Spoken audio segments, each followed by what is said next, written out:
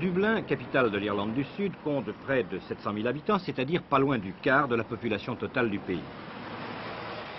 Le vote de Dublin sera donc très important, sinon décisif. Bien qu'il passe pour être d'un naturel passionné, les Dublinois, comme les autres Irlandais, ne l'ont guère manifesté pendant la campagne pour le référendum. Une campagne peu animée, pratiquement pas de réunions publiques ni de meetings, pas beaucoup d'affiches, que ce soit pour le oui ou pour le non. Ce sont les adversaires de l'entrée dans le marché commun qui se démènent le plus. On a déjà confusément l'impression qu'ils se sentent en minorité, car les deux grands partis politiques, Fianna Fáil, conservateur au pouvoir, et Fine Gael, conservateur d'opposition, qui représentent théoriquement les 3/4 de l'opinion publique, l'un et l'autre recommandent le oui. Il y a 8 jours, un sondage d'opinion donnait déjà une forte majorité pour le oui. Les affiches du oui sont d'ailleurs moins nombreuses que celles du non. Tout se passe comme si les opposants au marché commun menaient un combat d'arrière-garde désespéré. Mais voyons leurs arguments. Le Parti travailliste d'abord, dont le porte-parole est M. Justin Keating. Nous sommes trop pauvres, trop petits, trop loin du centre et trop faibles pour la concurrence des grandes usines, des grands établissements de France.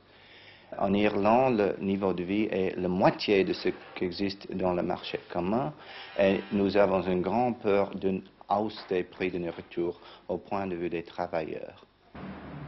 Le Sinn Féin Provisional, c'est la face politique de l'IRA, l'armée républicaine irlandaise, section provisoire, c'est-à-dire la plus violente. Un jour de pluie à Dublin, sous le porche de la poste centrale, où naquit en 1916, dans la violence, la République irlandaise. Je ne suis pas contre le marché commun, mais il faut réunifier l'Irlande avant de s'y engager.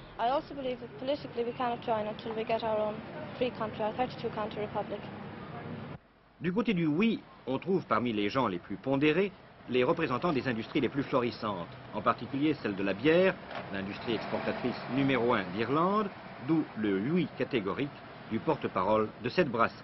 Nous sommes un pays qui importe et exporte beaucoup.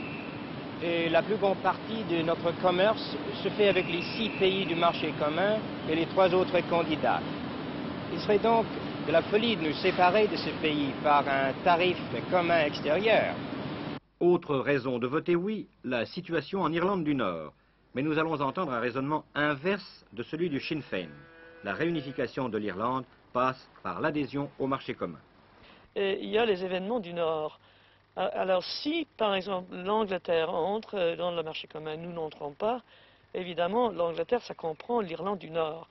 Et ceci voudrait dire que la frontière entre les deux Irlandes, que nous aimerions abolir, deviendra de plus permanente encore. Maintenant, un petit sondage express au marché populaire de Moore Street, la rue Mouffetard, ou si l'on veut, la rue Lepic de Dublin. Ça fera des emplois. Moi, je suis pour. Contre. Ça ne fera rien de bien. Beaucoup de chômage. Pour. Si nous restons dehors, nous sommes finis. Une énorme majorité des Irlandais interrogés se prononcent pour le marché commun. Et mieux que cela, en fondant leur raisonnement sur des motivations des plus sérieuses et des plus raisonnables.